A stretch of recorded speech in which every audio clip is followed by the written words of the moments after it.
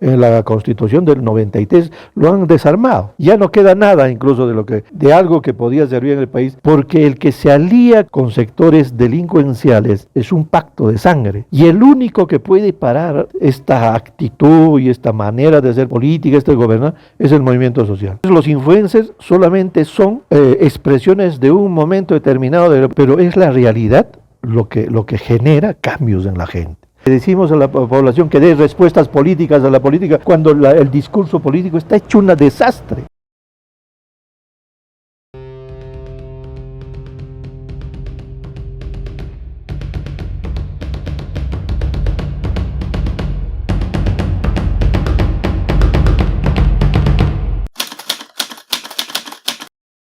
Continuando con las charlas de los sábados, en esta oportunidad tenemos a Miguel Figueroa, abogado con estudios en antropología y en ciencias sociales en la Universidad Nacional Mayor de San Marcos. Y estamos realizando este programa, la charla, gracias al apoyo del Hotel Santa Rosa y agradecimientos a su administración.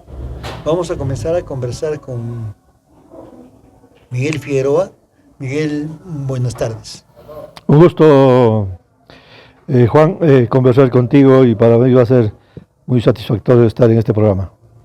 Lo primero que queremos conversar es sobre la crisis de hoy.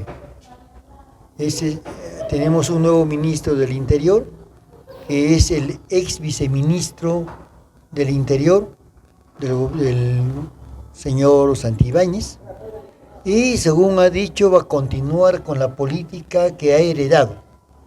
Y Santibáñez también reafirmó un acto inusual en la política peruana, que le han hecho una reunión de desagravio los altos mandos de la policía por la censura, y en ese discurso dijo dos cosas. Primero, que el nuevo ministro va a continuar las políticas que él diseñó, y segundo, que volverá el año 26. ¿Qué opinión te merece esa situación en medio de la crisis del país? Creo que en el país, en estas últimas décadas, no merece un gobierno de este tipo, ¿no? El país ha pasado por una serie de circunstancias, y a pesar de eso, el tema de la economía, por ejemplo, se está sosteniendo, ¿no? Y esa sostenibilidad de la economía tiene que ver con estos famosos emprendedores, creo, ¿no?, que luchan día a día por mejorar su calidad de vida. Y si aparece un gobierno con estas características y con una naturaleza realmente, por no ser muy grosero quizás, una naturaleza despreciable, ¿no? ¿En qué sentido? En el sentido es que gran parte de este gobierno lo que ha hecho en los últimos meses es simplemente vulgarizar cada vez más la política, ponerlo al nivel de los sectores marginales delincuenciales, de tal manera que toda su acción política y su presencia en el Estado se caracteriza por dos cosas fundamentales. Primero, carece de empatía frente a los problemas del país, y segundo, que no tiene una perspectiva de gobierno ni una perspectiva de cómo sentar las bases de acá a 20, 30 años. Hemos perdido la posibilidad del bicentenario y otras posibilidades, tenemos Chancay, etcétera, etcétera. Tenemos 3 gobiernos más o menos estables: el de Toledo, el de García, que tuvieron problemas de corrupción, ¿no es cierto?, pero hubo estabilidad en cuanto a la sociedad, y el de Ollanta, con todos sus problemas, sus marchas, sus movilizaciones. Viene PPK y tenemos a un Congreso controlado por Fuerza Popular, 73 congresistas. ¿No crees que ahí comienza toda una crisis que ha terminado en la situación actual? Sí, claro, en parte. Tú sabes que la característica de las últimas décadas en el país es que los sectores más conservadores y los sectores que quieren un Estado más pequeño, un Estado agresivo, un Estado que privilegie simplemente a los sectores minoritarios, han tenido una presencia importante en el manejo del Estado y en la economía fundamentalmente, y han tenido incidencia en los gobiernos que tú mencionas. Pero ¿cuál ha sido la característica? Cada vez más estos gobiernos, siendo, digamos, gobiernos con mucha presencia de profesionales importantes, han caído en el tema de la corrupción y precarización del Estado de Derecho y la democracia en el país. De tal manera que cuando llegamos a estos últimos 5 años, ¿no? Lo que ha facilitado que estos sectores, que son sectores políticamente marginales, ¿no? Se hicieron del gobierno para comenzar a desarrollar una política orade cada vez más todo aquello que se había conquistado. Por ejemplo, la ilegalidad en el manejo del Estado, ¿no? Y la presencia, para eso han tenido una presencia importante en el Congreso de la República, que todo lo que se había avanzado, incluso en la Constitución del 93, lo han desarmado. Ya no queda nada incluso de algo que podía servir en el país, por ejemplo, sobre el tema de los derechos humanos. Incluso sobre el tema de la economía, que tiene que ver con la economía del mercado, que es lo que dice la Constitución. Ahorita, por ejemplo, lo que están haciendo es minimizar las características de este mercado. Por ejemplo, el pueblo peruano ha perdido la capacidad de compra, la capacidad adquisitiva. Las pequeñas y microempresas no pueden entrar al mercado porque sus productos están caros. No hay, por ejemplo, una política de fiscalización de las exportaciones. Se ha abierto para todos los mercados la importación de productos de baja calidad, de bajo precio, en que compite con nuestra industria nacional. Un tema muy concreto es lo que está ocurriendo, por ejemplo, el gran emporio, ¿no?, de Gamarra, por ejemplo, que casi se ha limitado a básico el 30% de su operatividad, porque nadie les pone control. Por ejemplo, los Estados Unidos ahora han mostrado su verdadero rostro, que tiene que poner aranceles a todos los productos de importación a Estados Unidos. Nosotros no tenemos ninguna política que protege nuestra industria y nuestras exportaciones. Es un saqueo y misericordia sobre eso. Entonces, la alianza de estos grupos que están ahora en el poder ya no se hacen con grupos conocidos que inviertan capitales importantes en el desarrollo del país, sino están promoviendo las pequeñas inversiones en aquellos de donde pueden robar más. Pueden ganar más en las licitaciones. Para eso que por ejemplo han limitado hasta su inoperancia de las leyes que tienen que ver con los aspectos concursables para la transferencia de presupuesto en las regiones. Incluso las famosas adendas han hecho de que cualquier inversión que se da en el país al final se duplica. ¿Pero se duplica dónde?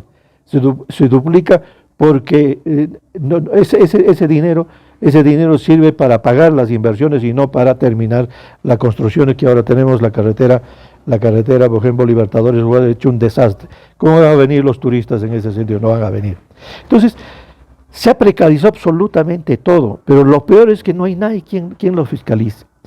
No, el Congreso es socio del gobierno. El gobierno lo que está poniendo es más su entorno que le garantiza este saqueo y misericordia del gobierno y las arcas del Estado, y fundamentalmente a gente que tiene un prontuario impresentable. Es el ministro, por ejemplo, de Interior, ha sido acusado no por problemas administrativos, que todos los tienen procesos, sino por haberse favorecido con una licitación para adquirir mascarillas en la época de la pandemia. Tiene un juicio de esa naturaleza, ¿no? Entonces, el gobierno está en una vorágine del que no va a poder pasar, no va a poder detenerse. ¿Por qué? Porque el que se alía con sectores delincuenciales, la sociedad con ellos es un pacto de sangre. Es decir, es las prebendas mutuas. Si te fallas, lo único que tienes que es perderte, ¿no? Y en esta situación tan anómala en la vida política, que creo que no hay tanto a un precedente como este, y lo hacen abiertamente. Y el único que puede parar esta actitud y esta manera de hacer política, este gobernar, es el movimiento social. Eso es lo que ha demostrado el viernes. Pero este movimiento social no es un movimiento social orgánico, es muy espontáneo. Se convocan a través de redes, no de organizaciones políticas que tendrían un mayor peso o como alternativa, o es que ya no tenemos organizaciones políticas o partidos políticos. Ese es un aspecto de repente amplio a conversar. Por ejemplo, la crisis de paradigmas en el mundo está verdaderamente por construirse. Ya se terminó eso. Entonces tendrá que aparecer nuevos paradigmas en este siglo, en este milenio que se viene. Y eso se expresa en que no hay doctrina, no hay ideología, y por tanto los partidos en todo el mundo están terminando su ciclo de vida. Y una de las manifestaciones es que ya han perdido su contacto con la sociedad civil. Ya no entienden y la sociedad civil los ha rebasado. Entonces, este es un nuevo escenario que requiere nuevos actores. Las formas de organización serán distintos al pasado, será distinto a la CGTP, será distinto al SUTE, formas nuevas de articulación social. Y no hay que tenerles miedo a eso. Lo que sí tenemos que tener miedo es que la población se paralice, no responde y pueda seguir consintiendo a que estos sectores siguen haciendo lo que les da la gana. Pero la demostración del viernes ha sido una suerte después del repliegue de 1 año, 2 años que ha tenido, comienza a recuperar su capacidad de indignación y comienza a mostrarles en las calles, y ya no solo con los sectores clásicos trabajadores, otros sectores, por ejemplo, estos sectores de los músicos, son normalmente conservadores, que cuando hablas de política, y lo hicieron en sus declaraciones, de que ellos no iban a estar en la marcha, y en 24 horas cambiaron porque la presión social les decía: oye, tú nos representas, cantamos tus canciones, pero en esto tienes que comprometernos con todos. Y todos tuvieron un solo lenguaje. Nosotros no estamos viendo solamente por nosotros, sino por la gente que está en la calle pidiendo auxilio por los asesinatos que están dándose en el país. Entonces, está cambiando la relación, está cambiando la actoría, y está cambiando una visión nueva sobre el país. Lo que habría que hacer, Juan, ahora, es pensar cuál debe ser la alternativa, la salida a esta crisis que se está prolongando más en los próximos 10 o 15 años. Lo que está ocurriendo en otras partes del mundo es que los neoconservadores, y acá en el país también, los neoconservadores están tomando poder frente a la crisis de la izquierda, frente a la crisis incluso de los partidos de centro y de derecha, con incluso el calificativo de caviares a todo aquel que cuestiona, ¿no?, los programas o los planteamientos de la extrema derecha o de los neoconservadores, como se les conoce, ¿no? En Alemania están avanzando, en Francia están avanzando, y acá los tenemos, con Mis hijos no te metas, y otro tipo de movimientos evangélicos, ¿no?, muy pegados a la Biblia, que dicen: bueno, no hay que ir contra lo que dice el Señor, solamente hay 2 sexos, y lo otro es obra del demonio, ¿no? O cuando tú cuestionas, ¿no?, hablas de la teología de la liberación, por ejemplo, te dicen: no, eso era de comunistas, eso es de socialistas, eso no vale. ¿Hacia dónde vamos? Entonces la pregunta... Yo creo, Juan, el tema es que los sectores democráticos, progresistas, humanistas, defensores de los recursos, se están demorando mucho en construir un nuevo discurso. Porque el discurso de lo que tú me dices es un discurso que ya no tiene porvenir. O sea, es un discurso que solamente apela al miedo, ¿no?, al miedo, al terror, a la crisis, pero un sustento doctrinario, científico, nadie lo sostiene. Pero entonces, ¿por qué se mueven? La pregunta... Pero la gente es que la gente no se interesa por el discurso ideológico, el discurso programático. La gente está pegada a lo que dicen los influencers. No, sí, claro, pero mira, los influencers ahora son, por las características de los medios ahora, que ya no pasan por lo tradicional, esos influencers duran un mes, 2 meses, 3 meses, ¿no? Pero duran en la medida que cada vez más es tan precaria. ¿A qué apelan los discursos de estos influencers, por ejemplo? Apelan a una juventud que pasa un momento de su vida en el cual, por ejemplo, todo les parece cómico, todo les parece irreal, todo les parece realmente alpinchista, ¿no?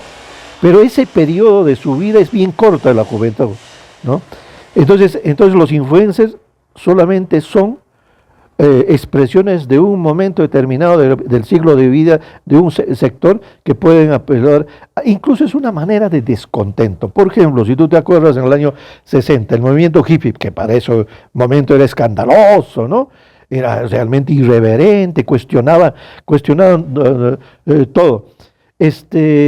Y tuvo una influencia muy importante ese movimiento hippie, que cuestionó la guerra con Vietnam, que cuestionó el apartheid, todo, pero su manera de decir, su manera de cantar fue absolutamente distinto a esa Pero sociedad ellos conservadora. se consideraban políticos, incluso participaban en marchas, Claro, ¿no? pero Y algunos de sus dirigentes, ¿no? Un poco artísticos, por ejemplo, Jane Fonda, estuvo en Saigón, estuvo en la capital de Vietnam del Norte, ¿no?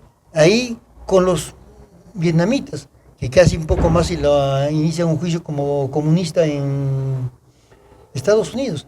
Es decir, eran jóvenes que protestaban contra un sistema, pero que no avalaban actos como la guerra. Acá les es indiferente.